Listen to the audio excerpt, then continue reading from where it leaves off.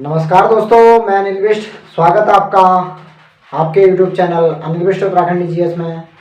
आज देखिए हिंदी का महत्वपूर्ण टॉपिक विराम चिन्ह संबंधी मैं आपको जानकारी दूंगा। आशा करता हूं कि ये जानकारी से आप संतुष्ट होंगे और आपको इससे संबंधी सभी प्रश्न आसानी से आएंगे। देखिए हिंदी में जो विराम चिन्ह है, श्री कांता प्रसाद गुरुजी के अनुसार 20 चिन्ह ऐसे हैं जिनके बारे में एग्जामिनर हमेशा पूछते रहता है कि कौन सा चिन्ह क्या है करके। तो इन्हीं चिन्हों के बारे में आपको जानकारी दूंगा। वीडियो में शुरू से लेकर अंत तक का जरूर बने रहिएगा और चैनल पर नए आए लोग नीचे लाल कलर का सब्सक्राइब का बटन दिया हुआ है, उसको दबाकर बेल आइकन जरूर दबाइएगा ताकि मेरी आने वाली अगली वीडियो आप तक जल्द पहुंच सके। तो बात करते हैं अब अपने विराम चिन्हों के बारे में और किस चिन्ह का प्रयोग कैसे करते हैं करके, ये मैं आपको इस वीडियो में पूरा बताऊंगा। देखिए दोस्तों, महत्वपूर्ण टॉपिक है, यानी कि 1 या 2 नंबर के प्रश्न हमेशा इसके पूछे जाते हैं और ये प्रश्न ऐसे होते हैं जो हमेशा एक जिसने पढ़े हो उसी को ये आते हैं। तो देखिए टॉपिक है हिंदी में प्रमुख चिन्ह व उनका प्रयोग। देखिए अभी वन लाइनर यानी कि चिन्हों को देखना है कि किसका चिन्ह क्या है। इसके बाद में जो महत्वपूर्ण बिंदु इसमें है यानी कि महत्वपूर्ण जो चिन्ह है उनका प्रयोग कैसे करते हैं, ये भी आपको इस वीडियो में बताऊंगा। तो देखिए सबसे पहली बात आती है कि पहला चिन्ह हमारा यानी कि पूर्ण विराम। तो पूर्ण विराम का चिन्ह आपका यह। दूसरी हम बात करते हैं अर्धविराम। तो अर्धविराम का आपका कॉमा से नीचे आपका सेकंड कॉमा। अल्प विराम देखिए सिंपल सा कॉमा 1। अगला प्रश्नवाचक का आपको पता ही होगा। अगला उसके बाद है देखिए विस्मयादिबोधक चिन्ह आपका यह है। उसके बाद देखिए योजक चिन्ह, यानी कि योजक चिन्ह 2 शब्दों को मिलाने वाला जो चिन्ह होता है उसे योजक चिन्ह कहते हैं। अगला निर्देशक, सेम योजक और निर्देशक समान रहते हैं परंतु निर्देशक चिन्ह क्या होता है आपका बड़ा होता है डैश। अगला रेखांकन, यानी कि रेखांकन जो रेखा को अंकन किया जाता है तो डॉट डॉट डॉट डॉट जो नीचे से लगे रहते हैं वो। अगला लाघव चिन्ह, लाघव आपका चिन्ह है 0 वाला, यानी कि किसी भी बड़ी चीज को छोटे संक्षिप्त में लिख देना। अगला तुल्यता सूचक, यानी कि तुल्यता बोधक बोले तो बराबरी, तो जो बराबर वाला चिन्ह होता है उसे तुल्यता सूचक कहते हैं। अगला उदाहरण चिन्ह देखिए 2 होते हैं, सिंगल वाला और डबल वाला। इसका प्रयोग कैसे करते हैं आप इसके बाद जानेंगे। अगला कोष्टक 3 प्रकार के होते हैं देखिए। अगला हंस पद या फिर त्रुटि बोधक, जो त्रुटि बोधक चिन्ह होते हैं वो आपका इस प्रकार होते हैं, प्रयोग करना अभी बताऊंगा। लोभ चिन्ह बोले तो जैसे आपका जो नीचे डॉट डॉट डॉट रहते हैं। देखिए लोभ चिन्ह और आपका रेखांकन चिन्ह में अंतर यह रहता है कि लोभ चिन्ह आपका मध्य में रहता है और ये आपका रेखांकन चिन्ह नीचे रहता है। अगला देखिए विवरण, यानी कि किसी के बारे में विवरण देना, जानकारी पूर्ण देना उसकी, तो विवरण चिन्ह आपका इस प्रकार का होगा। अगला अपूर्ण विराम, जो अपूर्ण विराम होता है वो आपका सिंगल, यानी कि 2 बिंदु रहते हैं, इसे अपूर्ण विराम कहते हैं, ये चिन्ह है। अगला पुनरुक्ति सूचक बोले तो जैसे हम किसी शब्द को अगर एक लाइन में आपने लिखा मैं खाना खा रहा हूं, तो अगली वाली लाइन में जैसे मोहन खाना खा रहा है तो मोहन खाना खा रहा, खाना खाने के नीचे आपका पुनरुक्ति सूचक चिन्ह लग जाएंगे। अगला उसके बाद देखिए तिर्यक का अर्थ होता है या अथवा, परंतु जैसे आपके वो चिन्ह होते हैं या करते हैं या फिर तिर्यक रेखा डाल देते हैं। और समाप्ति सूचक, यानी कि जब कोई पद समाप्त होता है तो उसके बाद कोई भी लेखक उसको समाप्ति सूचक चिन्ह में दिखाता लास्ट में। और अगला लास्ट है हमारा 20वां चिन्ह, यानी कि पाद बिंदु। तो पाद बिंदु हमारा ये चिन्ह देखिए अगर बात करें मैथमेटिक्स में तो ये भागा वाला चिन्ह आता है। तो यही आपके देखिए 20 चिन्ह है। तो 20 चिन्हों के बारे में हम अभी देखिए इनमें जो महत्वपूर्ण चिन्ह है उनके बारे में डिटेल से पढ़ेंगे, तो वीडियो को इसकी बिल्कुल भी ना कीजिएगा। अब हम बात करेंगे प्रमुख हिंदी के विराम चिन्ह और उनका प्रयोग हम किस माध्यम में करेंगे करके, यानी कि कैसे उनका प्रयोग किया जाता है। तो पहला हमारा है देखिए पूर्ण विराम। तो पूर्ण विराम एक ऐसा चिन्ह है जिसका प्रयोग हिंदी में सर्वाधिक बार होता है, यानी कि पद चिन्ह के अंतर्गत इसका प्रयोग सर्वाधिक बार होता है। तो ये देखिए इसकी कुछ याद रखने की व्याख्याएं हैं। इस चिन्ह का प्रयोग प्रश्नवाचक चिन्ह और आपका विस्मयादि, यानी कि एक प्रश्नवाचक और एक विस्मयादि बोधक, इन चिन्हों को छोड़कर सभी में इसका प्रयोग किया जाता है। अगला उसके बाद है देखिए दोहा हो गया, श्लोक हो गया और चौपाई हो गया। तो उसके जो पहली पद लाइन होती है, यानी कि पहली पंक्ति में एक विराम चिन्ह और दूसरी पंक्ति में दूसरा विराम चिन्ह। पहली पंक्ति में एक लाइन होती है, दूसरी पंक्ति में दो लाइनें होती हैं। देखिए दो, यानी कि दो विराम चिन्ह होते हैं। तो यही आपका इन तीनों के अंतर्गत होता है, यानी कि दोहा, श्लोक और चौपाई के अंतर्गत। और देखिए प्रयोग हम कैसे करते हैं, जैसे मोहन खाना खाता है तो पूर्ण विराम लग जाता है, यानी कि खाना खाता है वो भाई। ज्योति ने पढ़ लिया है, ज्योति ने पढ़ लिया है तो पूर्ण विराम लगाते हैं। अगला स्टार्ट होता है दूसरा हमारा टॉप, उसके बाद वाक्य। तो इसीलिए इसका प्रयोग हम इन माध्यमों में करते हैं। देखिए अगले हम बात करेंगे अब अर्धविराम करते हैं, अर्धविराम चिन्ह की, यानी कि अर्धविराम चिन्ह का प्रयोग हम कैसे करेंगे करके। तो जहाँ पूर्ण विराम से देखिए कम समय और अल्प विराम से थोड़ा अधिक समय लगता है, वहाँ हम किसको प्रयोग करते हैं, अर्धविराम चिन्ह का प्रयोग करते हैं। देखिए मैंने एग्जाम्पल आपको समझाने की कोशिश से करा रखा है। जैसे फलों में सेब सर्वश्रेष्ठ फल है, परंतु रामनगर में या फिर किंतु रामनगर में और ही किस्म के फल पाए जाते हैं। तो ऐसे स्थानों में देखिए ये आपका अर्धविराम चिन्ह है। और दूसरे में देखिए क्या होता है कि सबसे ज़्यादा याद क्या रखना पड़ता है, याली श्रेणी को याद रखना पड़ता है कि अगर हम दो डिग्रियों को एक साथ अगर हम बोल रहे हैं या लिख रहे हैं तो हमारा उसके बीच में क्या आएगा, अर्धविराम चिन्ह आएगा। जैसे देखिए आपका MA और BEd, तो MA के पीछे देखिए यानी कि मैंने अर्धविराम लगा, उसके बाद BEd लिखा और फिर MA या PhD, तो यहाँ पे भी मैंने देखिए आपका अर्धविराम चिन्ह करा। और उसके बाद देखिए MSc के बाद भी मैंने क्या करा, आपका अर्धविराम चिन्ह का प्रयोग करा। तो ये आपका अर्धविराम चिन्हों का प्रयोग है। आप ज़्यादातर इसको याद रखिए, यानी कि आपका क्या होता है कि दो डिग्रियों को अगर हम एक साथ लिखेंगे तो डिग्रियों के एक डिग्री के पीछे आपका अर्धविराम चिन्ह आएगा और दोनों डिग्रियों के लास्ट में आपका पूर्ण विराम तो प्रयोग होता ही है। क्योंकि मैंने आपको इससे पहले पूर्ण विराम वाला बताया था कि पूर्ण विराम चिन्ह एक विस्मयादि बोधक और एक प्रश्नवाचक चिन्हों को छोड़कर सभी के पीछे से लगता है। तो इसीलिए देखिए पूर्ण विराम चिन्ह सर्वाधिक प्रयोग में लाया भी जाता है। तो ये आपका अर्धविराम की व्याख्या थी। देखिए अल्प विराम और देखिए विस्मयादि बोधक दोनों की। तो देखिए अल्प विराम, जहां अर्धविराम से भी कम समय के लिए रुका जाए, वहां पर हम क्या प्रयोग करते हैं, अर्धविराम का प्रयोग करते हैं। जैसे रवि तुम इधर आओ, तो रवि के बाद में देखिए थोड़ा सा समय के लिए रुका, तो इसीलिए यहाँ पे क्या हुआ, आपका अल्प विराम का प्रयोग हुआ। या फिर गिनती लिखने में जैसे 2 3 4 5 6 7 या फिर 8 9 10 कुछ भी कहते हैं आप, या क्रमवार किसी का नाम लिखने पे जैसे मैंने कह दिया रवि, प्रकाश, शोभन, मंजू, गीता, संगीता, तो कौमा कौमा कौमा, तो वही आपका क्या है, अल्प विराम होता है। अगली हम बात करेंगे देखिए विस्मयादि बोधक।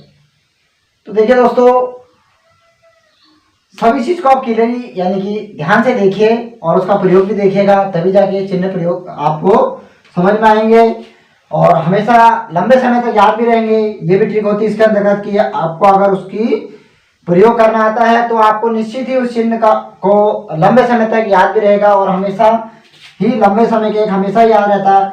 तो विस्मयादि बोधक, तो विस्मयादि बोधक मेरे हिंदी के चरणों में अभी तक बहुत बार आ चुका। देखिए तो आश्चर्य, हर्ष, घृणा आदि का बोध कराते समय क्या होता है, आपका विस्मयादि बोधक का प्रयोग किया जाता है। जैसे हाय बेचारा व्यर्थ में मारा गया, तो यहाँ पे देखिए आपका विस्मयादि बोधक चिन्ह का प्रयोग। दोस्तों हम बात करेंगे उदाहरण चिन्ह की, यानी कि उदाहरण चिन्ह का प्रयोग हम कैसे करेंगे। तो एक तो होता है सिंगल वाला और इंग्लिश में से इन्वर्टेड कॉमा कहते हैं, और दूसरा होता है डबल वाला। तो पहले हम बात करेंगे सिंगल की। तो देखिए जो सिंगल है, सिंगल इन्वर्टेड कॉमा है, यानी कि सिंगल उदाहरण चिन्ह है। इसका प्रयोग देखिए हम किसी पुस्तक का नाम या फिर समाचार पत्र का नाम या किसी लेखक का नाम या किसी लेखक का उपनाम या किसी विशेष व्यक्ति का नाम, इन सभी को अगर हम किसी लाइन में लिखते हैं तो हमें विशेषतर क्या करना पड़ता है, सिंगल इन्वर्टेड कॉमा लगाना पड़ता है। तो देखिए जैसे मैंने एग्जाम्पल आपको दिया है, रामचरितमानस तुलसीदास द्वारा रचित क्या है, एक पुस्तक है। तो रामचरितमानस में यहाँ पे क्या आ जाएगा, सिंगल इन्वर्टेड कॉमा आएगा। दूसरा, समाचारों में अमर उजाला या भी किसी कोई और नाम ले लीजिए आप, दैनिक जागरण या आपका और कोई हिंदुस्तान, तो ये सभी जैसे अमर उजाला सर्वश्रेष्ठ अखबार है। तो यहाँ पर देखिए अमर उजाला में क्या है, सिंगल इन्वर्टेड कॉमा या हिंदी में कह दो सिंगल उद्धरण चिन्ह आया है। देखिए ये तो सिंगल उद्धरण का हो गया। और आपका हम बात करेंगे डबल वाले में। तो डबल वाले में जो डबल का प्रयोग है वो हम किस माध्यम से करेंगे, देखिए अगर किसी कवि की लाइनों को, विशेष पंक्तियों को हम उसी क्रम में लिख रहे हैं तो हमें उस लाइन के अंतर्गत क्या करना पड़ता है, डबल उद्धरण चिन्ह लिखना पड़ता है। यानी कि किसी के शब्दों को जो का त्यों लिख देना, तो उसी में ही क्या होगा, आपका डबल उद्धरण चिन्ह का प्रयोग होता है। जैसे रघुकुल रीत सदा चली आई प्राण जाए पर वचन न जाए। तो देखिए ये मैंने पंक्ति लिखी है, तो इसके अंतर्गत क्या हो जाएगा, डबल इन्वर्टेड कॉमा, यानी कि शुरुआत मैंने देखिए उद्धरण चिन्ह से कर रखी है और अंत में भी उद्धरण चिन्ह ऊपर लगाया हुआ है देखिए, और यहाँ ये, तो इन दोनों का प्रयोग ऐसे ही करते हैं। तो सिंगल का आपका किसी पुस्तक का नाम, किसी समाचार पत्र का नाम, किसी कवि का नाम, किसी विशेष व्यक्ति का नाम, उसके अगर हम नाम का प्रयोग करें तो सिंगल इन्वर्टेड कॉमा, और अगर किसी पंक्ति यानी कि किसी कवि के पंक्ति को हम जो का त्यों लिख रहे हैं तो उसमें डबल इन्वर्टेड कॉमा लगाया जाए। अब बात करेंगे हम देखिए योजक चिन्ह की। योजक बोल दो डैश चिन्ह जो होता है आपका, ये एक दूसरे वाक्यों के संबंध को बताने वाले शब्द यानी चिन्ह को योजक चिन्ह कहते हैं। जैसे कोई हम जैसे और अगर हिंदी में लिखना हो तो और भी लिख सकते हैं। वैसे देखिए तो यह आपका योजक चिन्ह है, इसका प्रयोग देखिए जैसा आपका लाभ हानि, लाभ डैश हानि, या जय डैश पराजय। तो विलोम शब्दों को लिखने के लिए, एक दूसरे जो अपोजिट शब्द होते हैं उनको लिखने के लिए इसका प्रयोग किया जाता है। अगला देखिए कोष्टक चिन्ह, यानी कोष्टक चिन्ह का प्रयोग हम किस में करते हैं, तो कोष्टक 3 प्रकार के होते हैं। देखिए बड़ा कोष्टक, महिला कोष्टक और छोटा कोष्टक करके। तो मैंने आपको इससे पहले सबसे पहले वही बताए थे। तो जो मुख्य वाक्य का अंग होता है उसे कोष्टक के अंदर रखा जाता है। मुख्य वाक्य का ही एक वो अंग होता है, यानी कि मुख्य वाक्य का एक अर्थ वो भी होता है जो कोष्टक में लिखा जाता है। तो देखिए मैंने एक एग्जांपल आपको दिया है। तो आपकी सामर्थ्य शक्ति को मैं जानता हूँ, तो शक्ति यानी कि सामर्थ्य का अर्थ क्या होता है, शक्ति होता है। तो इसीलिए देखिए कोष्टक में उसका प्रयोग किया था जो आगे वाले शब्द का ही एक अर्थ हो, उसका एक दूसरे अर्थ को हम क्या करते हैं, कोष्टक में लिख देते हैं। तो ये आपका 2 चिन्ह थे। इसके बाद अन्य चिन्हों की बात करते हैं। अब हम बात करेंगे हंसपद या फिर त्रुटिबोधक, जिसका दूसरा नाम होता है। इस चिन्ह की देखिए त्रुटि नाम से ही पता चल रहा कि यानी कि हमसे कुछ गलती हो जाने के कारण। तो जब किसी वाक्य अथवा वाक्यांश में कोई शब्द छूट जाता है तो उस टाइम में क्या होता है, आपका हंसबोधक यानी कि त्रुटिबोधक चिन्ह का प्रयोग करके उसे सुधार लेते हैं। तो जैसे देखिए स्वतंत्रता हमारा, तो यहाँ पे अधिकार है, तो मैंने क्या त्रुटिबोधक चिन्ह लगा के स्वतंत्रता हमारा जन्म सिद्ध अधिकार है, तो ये मैंने त्रुटिबोधक ऊपर लगाया और पूरा शब्द लिख दिया। तो ये आप क्या हो गया, सत्य हो चुका है। अगला रघुकुल रीति चली आई। यहाँ पर देखिए अगर मेरी ऊपर जगह नहीं है तो नीचे डबल वाले में, दोनों में से कैसे भी कर सकते हैं आप। रघुकुल रीति सदा, तो सदा चली आए, ठीक है। तो या तो त्रुटिबोधक का ऊपर प्रयोग कर इस्तेमाल कर लीजिए या फिर नीचे इस्तेमाल कर लीजिए, तो यही त्रुटिबोधक चिन्ह होता है। देखिए दोस्तों अब हम बात करते हैं लाघव चिन्ह की। तो लाघव चिन्ह के बारे में भी एग्जाम में बहुत क्वेश्चन उठाता है कि लाघव चिन्ह कौन सा होता है। तो जो आपका 0 वाला यानी कि छोटा शब्दों के पीछे 0 लगा रहता है तो उसको ही हम क्या कहते हैं, लाघव चिन्ह कहते हैं। संक्षिप्त रूप लिखने के लिए लाघव चिन्ह का प्रयोग किया जाता है, यानी कि किसी शब्द को छोटे रूप में लिखने के लिए इसका प्रयोग किया जाता है सीधे तौर पे। जैसे एग्जाम्पल है डा, तो डा के पीछे मैंने क्या करा, जीरो लगाते हैं तो ये क्या हो जाता है आपका डॉक्टर आता है। या फिर जैसे रानी रानौनी, ठीक है, तो इसका जो पूरा अर्थ बनेगा वो बनेगा, देखिए रामनगर नगर निगम। अगला क्रॉप उ, तो आगे जीरो है पीछे जीरो है, देखिए ये, तो कृपया पृष्ठ उलटिए। तो ऐसी ही जब हम किसी चीज को संक्षिप्त में लिखते हैं तो लाघव चिन्ह का प्रयोग करते हैं, और लाघव चिन्ह हमारा क्या होता है, ये जीरो वाला सिंबल लाघव चिन्ह होता है। अब दोस्तों हम बात करेंगे रेखांकन चिन्ह की। तो रेखांकन मतलब जो आपका रेखा खींची जाती है शब्द के नीचे, वाक्य में महत्वपूर्ण शब्द को रेखांकन किया जाता है, यानी कि कोई भी महत्वपूर्ण शब्द है उसके नीचे हम क्या करते हैं, अंडरलाइन या फिर रेखांकन कर लेते हैं। जैसे गोदान उपन्यास प्रेमचंद जी ने लिखा, तो गोदान एक क्या आपका उपन्यास है, तो इसके नीचे मैंने क्या करा, अंडरलाइन करा, तो ये आपका रेखांकन हो गया।